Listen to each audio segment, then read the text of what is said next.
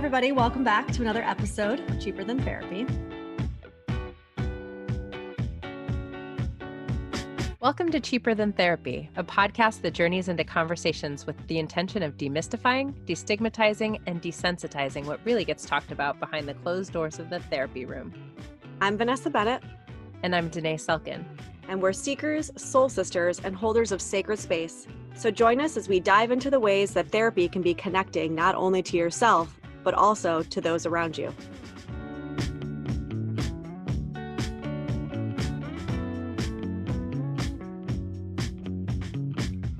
Hey everybody, welcome back to another episode of Cheaper Than Therapy. Today, we are talking with Chester. And Chester actually wrote in with something that, not in these specific words have I heard all the time, but I feel like it's something that I hear frequently, maybe from like friends, or I've actually been in this situation myself. So I think this is going to be an interesting conversation that we have. So Chester said, I'm trying to slow down and stay present with my separation, but I feel like after doing all of the work I'm doing, I'm still spinning my tires and I'm in purgatory. I know I can only control what I do, but my wife doesn't want to do couples therapy, isn't in love with me, and told me she wasn't attracted to me, but she doesn't want a divorce. It's like she doesn't want me and also doesn't want anyone else to have me either. Usually I don't just like explicitly read that in detail, but I felt like you just wrote it so succinctly that I just wanted to put that out there. So, tell us a little bit more, I guess, about the separation. I mean, that's my curiosity first and foremost. That to me is where my interest peaks.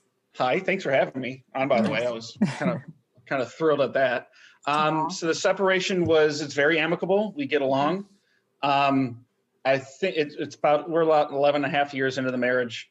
And the whole time it's pretty much been, we got married, then we bought a house, we had a kid, then we had another kid within 15 months. It was just, we went from dating to marriage, and then we are the last things on each other's radar at the end of the day. And I'm open, I'm out there, I'm energetic the entire time. But also at the same time, I'm putting those expectations before I learn about codependency and love addiction and all this other fun stuff I'm learning about. I'm sitting there going, well, I'm doing all these things. I'm cooking and I'm cleaning, I'm taking care of the kids, I'm working from home. I've changed my career path just to make it work. And I'm not that happy. We're not that happy. 6 years ago, there was, she had an emotional affair with another woman and a physical affair with another woman. And I even forgot about that. So what I also learned was with depression, anxiety, you tend to forget certain things. Like you just, somebody reminded me, hey, remember about this? And I totally forgot about that. So the last 6 years, it's been trying to heal from that. So it kind of culminated last year with COVID, essentially. So it was, hey, I started this new business 6 months later. I'm working from home anyways, but now I'm having to teach the kids from home and run the household and everything else. And it kind of just culminated over the summer. And then boom, in September, it was like, we need a freaking separation. Like, it's just like, I feel like I'm walking on eggshells. She's just bunkered off. Like, I don't know whatever she's feeling. Like, we just can't talk about stuff. So, been in and out of therapy for these last 6 years anyhow. And you yourself, not you myself. As a couple. Okay. Correct. We did like 3 or 4 couple sessions 6 years ago. Okay. And it was with somebody that was recommended to me, and she didn't trust him because the recommendation came from me. So she just assumed that the therapist was always on my side, which I can tell you was further from the truth. So since the end of September, we have thus sold the house.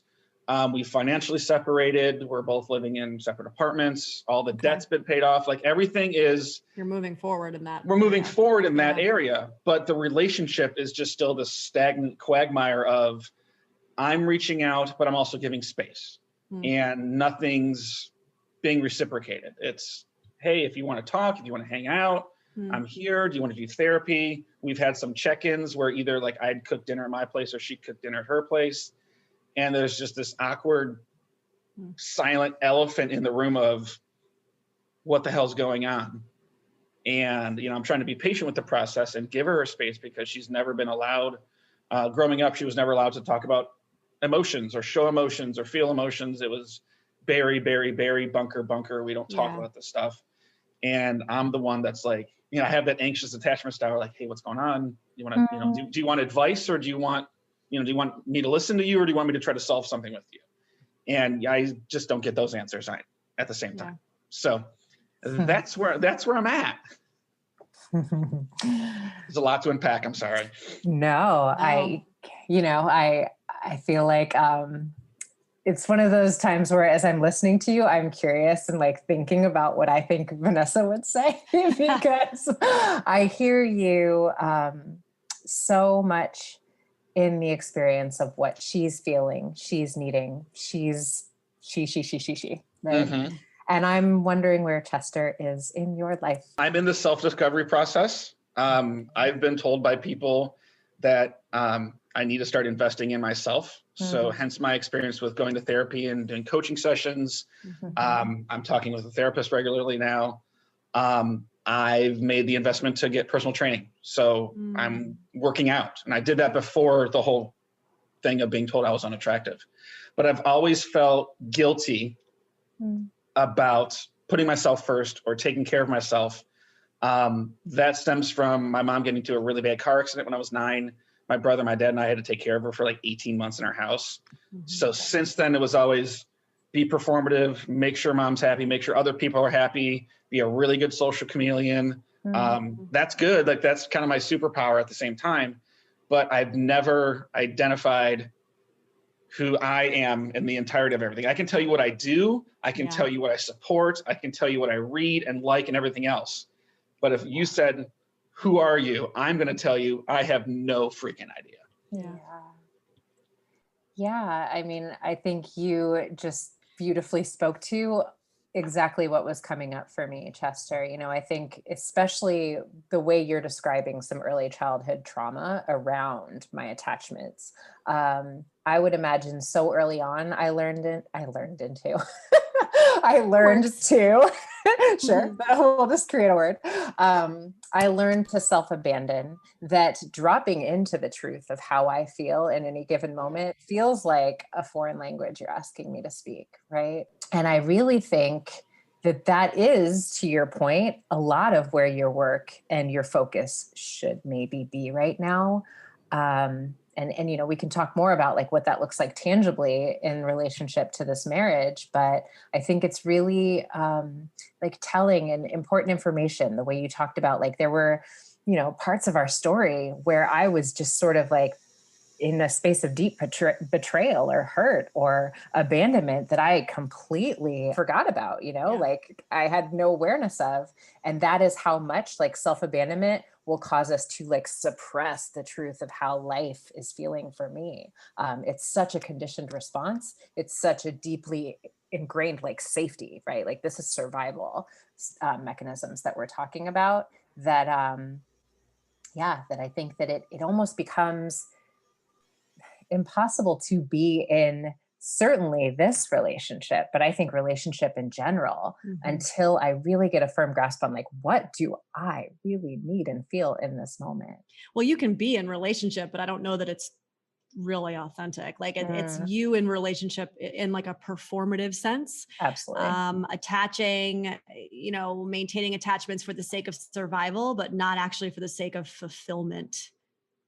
Right? Like there's no true fulfillment in those kind of relationships when you're doing it out of necessity or survival, rather than doing it out of a give and take reciprocal relationship. Besides having my kids, which are great, and obviously that's really awesome, I literally feel like I've wasted the last 11 years of my life, because I haven't, like, there's nothing I can say I've accomplished anything or felt fulfilled in any sort of way. And saying that sucks. Because it's, you know, you're making it, I'm almost, you know, putting words to my actual feelings. It sucks. And right. You know, I think there becomes this thing of, I always quote this line from the movie Revolutionary Road. Anyone who's never seen that Kate Winslet, Leonardo DiCaprio movie, it's excellent. But Michael Sheehan's character in that movie says this thing about, you know, nobody ever forgets the truth. We just get better at lying to ourselves. And I think that's true a lot of times in marriage, there are all of these things that, we make these vows, we sort of do the thing, we're on this track, like even as you described it, we met, we started dating, we had kids, 15 months later, I had another kid. It's like I was on the train. I didn't question. I really didn't even take the time to check in with me. But at any point along that journey, I had stopped and paused and really like been forced to get really, really honest about like, what does this feel like for Chester? I think there was always, correct me if I'm wrong, some internal knowing that this isn't fulfilling for me. This doesn't feel true for me. I would completely agree with that. And it was always, I guess the way I always looked at it was you check these boxes that you're, hey, fulfillment, marriage, kids, house, career, owning your own business, check, check, check. None of those things filled my cup, kind of the deal. I don't think they do for anybody. Like I'm going to call bullshit on this whole like social construct that we've been force fed, right? It's like, there are definitely some forces at play that want us to be sedated and not open to what our lives could be if we actually lived into our potential and like demanded fulfillment, right? Demanded it from our relationships, demanded it from our lives, demanded it from our government, demanded it from whatever, right? Like, it's kind of a thing that I've heard from so many people. It's like, holy shit, I blinked my eyes. How did I get here? I'm fucking miserable. I did all the things. Where is my pot of gold? Right? There's like this feeling of like being very betrayed almost. I love that you said sedated, V, because it's so true. And we cannot live in a capitalist society without being a little bit unhappy so that we are motivated to buy something. Right. And there's a lot more at play to this picket fence, this life that we're supposed to dream of and not question and not step outside of the boundaries of. And I think that's really, really true that, when we do question, when we do want more, not only does it force us to have to do something about it, but it makes those around us really uncomfortable. You'll notice, right? It's the process of selling our house. Bought our home like 12 and a half years ago. And then obviously the home markets are crazy. So we sold the house and my mom was like, why can't you just stay in the house? Like, what's the big deal? I'm like, it's a freaking house. It's an asset. I don't care. At the end of the day, I don't care. Like my sanity is worth more than lumber and cement and stucco and everything else. And, in this process of being forced to sit with myself and have these 2 or 5 days at a time where it's just me and my dog. I'm trying to fill it up because I don't feel patient with the process either. Like you feel really uncomfortable. So you're like, okay, distract myself. Therapy and coaching and reading, that's fulfilling. Okay. But I always feel like I'm wanting more. Well, you said before we got on the phone that your Mondays and Tuesdays are jam-packed. Yeah. And they're jam-packed with coaching and therapy and all the great self-betterment things. How much time to actually sit in silence with yourself are you giving yourself if you're back-to-back with self-betterment all day long? I'm at this fork in the road where like, how much can I possibly take in and not actually put into tangible results? Right. And going to the personal training thing was huge for me. Like just taking that step and doing something for myself, like that was huge. My next thing is I'm trying to schedule this solo vacation by myself. Love it. And I've heard this talked around many times from many people and how it was just this eye-opening experience. Every time I had to plan a vacation, it was, is it kid friendly? Are we going to do this? Who's going to watch the dogs? What's going to all this other stuff? And now I literally can my parents can watch my dog and then I can just go. I'm not beholden for a certain 2 or 5 day periods. And I feel so uncomfortable thinking about scheduling a vacation for myself. I want to do it. I'm there. I'm going to go cage diving with sharks. The big trip is in 2022 and that's like $4,000 and that's already booked out for this year. So that's later. Hey, I can go to LA or San Diego for a day or for like a weekend and charter something. And I'm sitting there going like, I got the websites, I got this. And then I just can't pull the trigger, so to speak. And it is the weirdest thing because I want to plan and I want to do all these things. And it's such I've been imprinted for so long not to make decisions for myself and only for myself. That's the next hump that I can't get over. Okay, Chester. I want to ask you to do something for me, because I feel like there's always, like, when I am in resistance to moving forward, when I am in resistance to stepping into some next step of myself or my power, there's always a fear, right? There's some sort of boogeyman in the closet that I don't want to open the closet and expose, right? So I want you to walk us through the fears that come up, right? Like, let's play the tape through on all the worst case scenarios that come up when I think about this marriage being completely done, when I think about, me choosing to do life with Chester and Chester alone. I want you to just go into it for a minute and let us dive into the closet together. Danae is much more eloquent than I am, because I was just about to be like, what are you afraid of? I think I actually know, but it's hard for me to actually say it.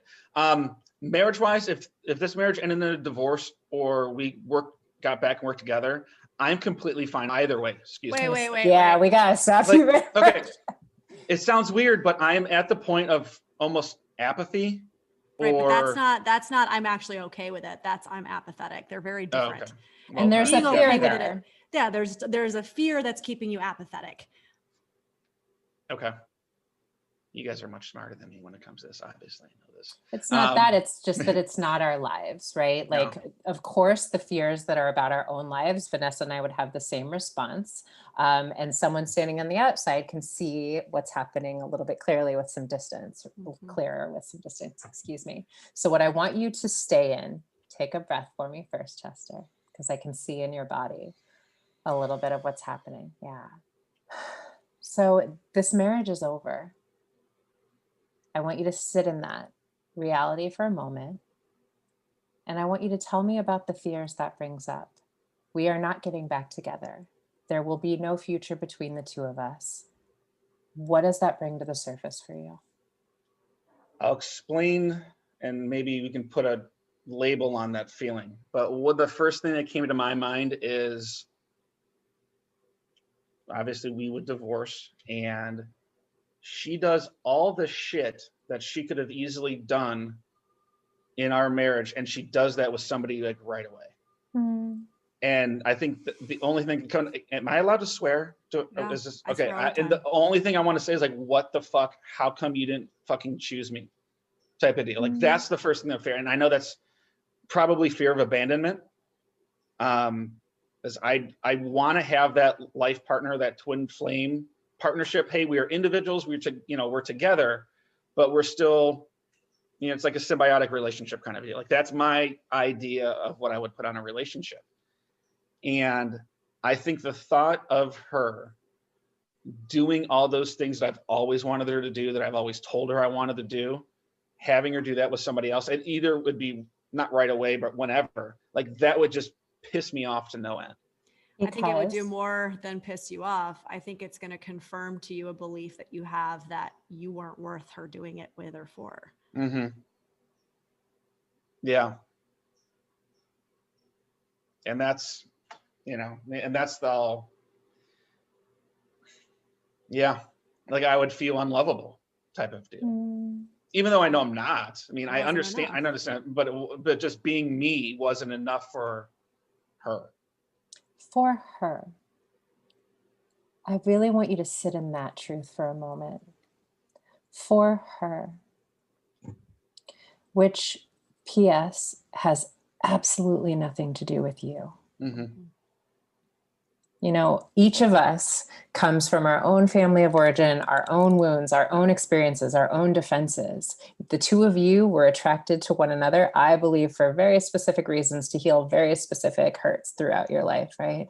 And so I think we are often attracted to the person that validates for us this inner feeling of, I am not worthy of love, right? Until we heal that aspect of ourselves. So I say that to say, I think you chose and I'm going to say ex-wife. I think you chose your ex-wife in an attempt to heal that part of you that needed to be healed, right? So that you would have that like in your face, glaring experience of not enoughness, so that you would have to confront it, so that you would have to stand up to it and make another choice, if that makes sense. every day that you stay in this ambivalence, every day that you stay in this space of either way, I'd be fine, you are like blocking all of the love from the person who, like, with wide open arms is like, Chester, I just want to love you with every ounce of my being. That is the dream I dream of, like us walking this journey together, swimming in cages with sharks or whatever the hell else you feel compelled to do. But it's about choosing you first. Mm-hmm. You know, it's about you saying to yourself, I was always lovable. Mm-hmm. That child within me that felt like I needed to source that externally, that child didn't understand that worth is my birthright. I came into this body worthy. There's no one else that I ever need to give me that truth. It's already there. I also know that sometimes can feel easier said than done, right? I mean, I think it is this idea of, there's the concept that Danae just so beautifully put out there. And it's not just a concept, it's like a knowing that we have, but maybe it's not like a knowing that we have. It's like there, like, yeah, I know that I'm lovable. I know, right? But like to really know it. And for those who can't see me, I'm doing like a full body knowing, right? Not just like a cognitive knowing. It does actually show up in our tangible choices that we make every single day. Mm. So my challenge to you is the next time you reach out to say, how are you? Checking in, what's going on? Do you want to get together? Do you want to talk about us? Do you want to schedule this? You gotta pause. You gotta pause. Because she's already made that choice, because if she would have wanted to, she would have done it by now. And every time you reach out, though, what V is saying is that is self-abandonment in action. You are proving to yourself over and over and over again in micro moments your narrative that you are not worth it, that you are not lovable. Because this person, and I'm not saying it's anything bad about her, it's what Danae said, right? Like unconsciously, you guys have kind of come into this together. This person's role, at least right now in your life, is to prove to you that narrative. And so you keep touching the hot stove over and over and over and over again. Still hot? God, is it still hot? Let me touch it again. Yes. Is it still hot? Yes. Let me touch it again. Right. And so in those micro moments, you're just proving that same narrative to yourself over and over again. And it is a little bit of fake it till you make it. This whole idea of self-love, I really do believe it is fake it till you make it. Like if you understand the concept of reaching out to her is proving this narrative to myself. Therefore, I'm going to really pay attention to when I want to reach out, why I want to reach out, right? Maybe I'm going to breathe through the discomfort of wanting to, and instead I'm going to do something for myself, like go work out, right? Or like do something with my kids or whatever. And I'm going to allow that moment to pass. Each one of those micro moments, you actually then are flipping the script. And it's through those micro moments that you're actually giving yourself an embodied experience of, I'm not reproving to myself that narrative. It's not just like this magical, oh, now I understand and accept this idea of I am lovable. It would be great if it happened like that, if we only had magic wands, but that's just not how it happens for so many of us. And I say so many of us because I connect to you on a very I can see the logical mind. I can see how you protect yourself through doing, right? Through being of service, through being needed, through being like, I'll be okay either way. That's true. You will be okay either way. But do you want to just be okay? I don't think you do. I don't think anybody wants to be just okay. We didn't come into this life to just be okay. Yeah.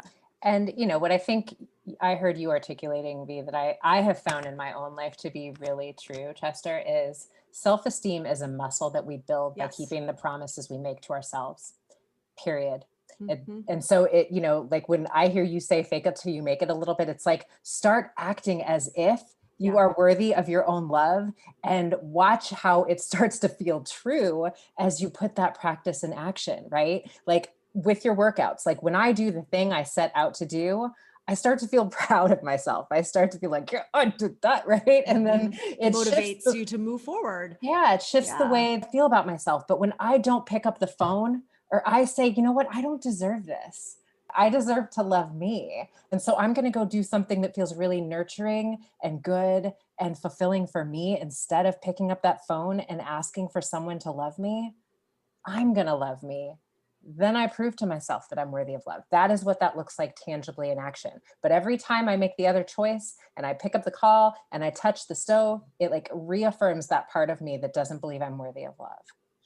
Is there a reason why I keep on, in theory, touching that stove? Is just like, oh, I'm proving my point over and over again, and I want to live in the trauma or whatever I mean, a lot of that's hell that's supposed to be? repetition compulsion, right? Yeah. Like I think Okay. we traumatize ourselves until we build the muscle of doing something different. I think that is why Vanessa and I are so strongly saying you've got to like build the muscle of making a different choice.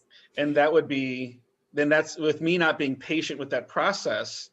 It's only been 6 months, right? It's not, this is a marathon kind of a deal. It's not a sprint. This is lifelong marathon. Yeah, I'm not going to have that my epiphany gosh. moment in the rom-com where like, oh my No. God, I got struck by lightning. Here we go. Yeah, and I think for me, it's a lot of a being patient issue where, hey, I'm spinning my tires. Well, maybe that's just me not being present in the moment and slowing the F down in the first place. Possible. I mean, I think also we have to be able to give ourselves a little bit of compassion and like credit, because I do think that we're so trained to think that like it has to come in these big, shiny packages that have glitter and fucking balloons coming out of them, right? To be real and tangible. Whereas, like I said, in that one moment that you decide not to text her and ask her how she's doing, and instead you do something for yourself, that's actually progress. Yeah. That actually is the process. Okay. The other thing is just, I think, Chester, really not attaching to feelings as facts, right? Yeah. I miss her right now. That is how I feel right now. Period. No. That is not how I will feel when I wake up tomorrow, right? I feel lonely now. That is a feeling. Feelings pass. It is not the fact of who I am, my life in this moment. I actually have a lot of community and things that are enriching me and, you know, ways that I'm moving forward. Those are actually the truth, but this is a feeling and it will leave if I just give the wave time to pass and move through me. But when we attach to like, I miss her, this must mean I gotta act. I gotta get back together with her. Right? No. Can I stay in the discomfort of the feeling, knowing this is just a feeling that will not last forever? Yeah. The two biggest things I've learned in the last, I would say the last year, is Dan Harmon, the guy that created and wrote and voiced Rick and Morty. He said, the feelings you feel are real, but they're not your reality. And so that's what I always try to remind myself. And then the thing that I've completely stolen from Danae and have told a lot of my friends is like, if it's meant for you, it's going to stay. If it's not meant for you, it's just not going to happen. That's right. And so, and I think about, like, I have those quotes, like just every notebook I have, I kind of put them in the front cover, or I take a dry erase marker and write in my bathroom mirror type of deal. And those have helped me along with, obviously, with the training and the therapy sessions and the coaching and stuff, to where I don't have those manic moments of, oh my God, I need to feel love right now, I'm going to text. And the more and more, like even in the last week, the more and more times I've thought about reaching out and I haven't, I'm gonna just let them sit and be, and either I can feel those feelings and realize, hey, it's part of the process. Just in that last week of us communicating and kind of going back on the subject, I've felt that progress more, but I realize it's something that I'm, like Vanessa said, going to have to deal with this for the rest of my life in some sort of context or another with whatever person or another. And it's, but yeah, I have a hard time being self-compassionate. So that might be a whole other thing, because that's the other thing is like, why isn't this happening? You're putting in the work in. Why aren't, you need to work harder. You need to train harder. You do need to do another class. You need to. That's very heady, right? Oh yeah. We gotta remember it's very heady, and really just doing that is just, it's furthering our ability to hide. And so there's nothing wrong with seeking out information and knowledge, right? But when it becomes a way for us to hide, then it's a little bit of a questioning that we have to get into questioning, I guess is what I'm saying. And this idea of self-compassion, again, it's a muscle that we do have to build, right? And for many of us, it's very atrophied. And I would say that giving yourself credit in those micro moments is actually the way you slowly start to build that self-compassion muscle. Okay. Right. Yeah. And also giving yourself, when you do the thing, when you're like, oh my God, this feeling is too strong, I have to act on it. And so you do. And so you pick up the Jack Daniels. There's also a moment where you have to say at the end, you know what? that was really fucking hard. And I picked up the Jack Daniels, and it doesn't mean that I'm like back to square one. It just means like, I got to sit with this, be kind to myself, do some reflecting. Like I did the thing. My life's not over. I didn't die. I did the thing. It's given me more information. Okay. Now how do I move forward? Yeah. Right. My biggest thing is, like you said, like, I mean, behind me, I've got books and books, and you go around my place and there's media all over the place. Like, give me all the information. Yeah. That's when you have a history degree, that's good. That's your life. There's safety and knowledge. Yeah. My biggest thing is getting out of my head. I'm an that's classic overthinking. That's classic, just overfunctioning. Everything. Oh my God. Yeah. And and that's when you overthink about the overthink. I'm like, is there something actually, like, is there an actual label I need to put on this? Like, would that be ADHD, or would that be some sort of whatever else it is? And then you sit there going like, holy crap. Like I've learned slowly to help myself not spiral into those, rabbit holes, I guess, so to speak. Mm-hmm. But that's still my biggest thing, is getting the hell out of my head. So, what I heard Vanessa saying that I just want to reiterate as we wrap up, Chester, is that when she says hide, what I hear is distract. Mm-hmm. And a lot of what you're doing is staying in your headspace to avoid feeling your feelings, right? Mm-hmm. So I really want to suggest, as much as you can start to bring a practice of stillness into your life. Mm-hmm. I don't know what you have in terms of a meditation practice. I would suggest really increasing that, right? Allowing yourself to start to be in the space of observing versus doing. Yeah. Thinking. Okay. Yeah. And just allowing yourself to sit with yourself. And yes, self-compassion is absolutely a practice, a muscle as well. You get to be a work in progress. This is 6 months in. Be gentle with yourself. What you feel right now is not what you will feel 6 months from now. Yeah. True. So you get to feel what you feel. It's perfect. Okay. And I haven't celebrated the progress I've made in the last 6 months or a year either. And that's the other thing. Challenge for you. Like when I talk to my friends, I'm like, hey, look at all the stuff you've done in the last 3 months. You're, went from this, now you're dating and you're happy. And they say, well, look at you, look what you've done. I'm like, I haven't felt like I've done shit. I know I have, but I haven't felt that way. So again, it's all in the head. Yeah. Meditation practice, right? So finding stillness, recognizing those baby steps, putting words to the baby steps, noticing the feelings that are coming up and how quickly we jump to act on them like they're fact, right? And challenging ourselves to just sit and let it pass. These are all these like small but not so small things that we do to build these muscles, and you're doing them. You just needed us to kind of put them, I guess, more into words, reflect it back to you, remind you of some stuff. And now you get to keep going, Just keep swimming. Just keep swimming. Just keep swimming. Thank you. Yeah. Appreciate you coming on. This is a great conversation. Very much appreciated. Yeah. Keep in touch with us. Let us know how you're doing, and maybe we'll have you come back in a little bit. You won't have a problem with me over communicating with you guys. So, Good. We're going to have you back on in a couple months and check in on you. Deal. Thanks for joining us for this episode of Cheaper Than Therapy. If you enjoyed today's episode, be sure to subscribe on Apple Podcasts, Spotify, or wherever you listen to your podcasts. And if you want to connect with us, you can find us on Instagram at Vanessa S. Bennett and at Danae Logan Selkin.